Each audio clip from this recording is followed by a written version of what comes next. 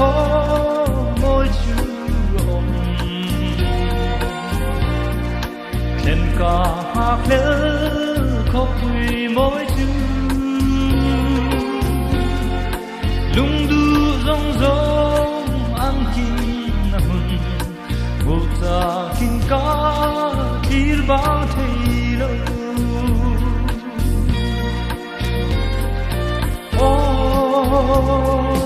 kalai kami itolova alpatak na ringin kopui moi pana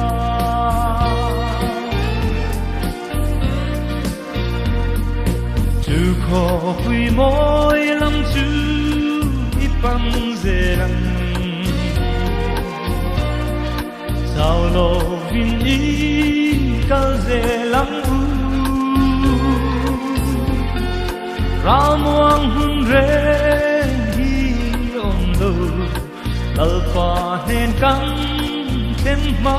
hi so oh kalai kam ni cho lo va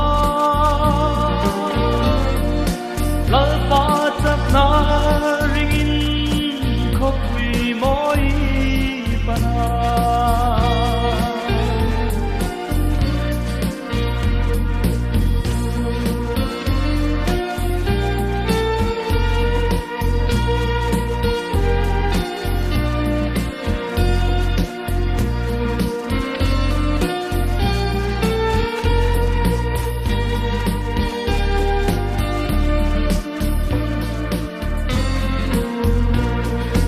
Christian te ilo o kapat ning lo kalti na a le ma ila pan hun ro pui thêm huna chuan bak na la dai hian ka ring lo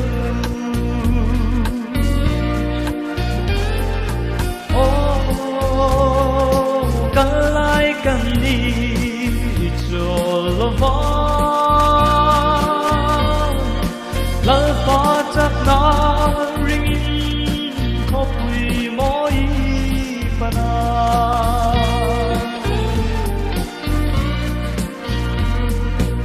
ovan tharau thiang lim lo le nang che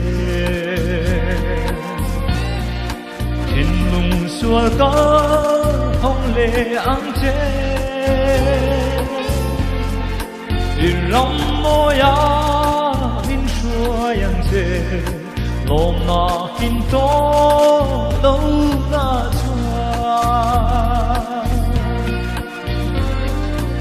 oh kalai kan ni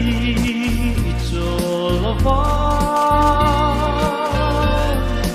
lal pa chak na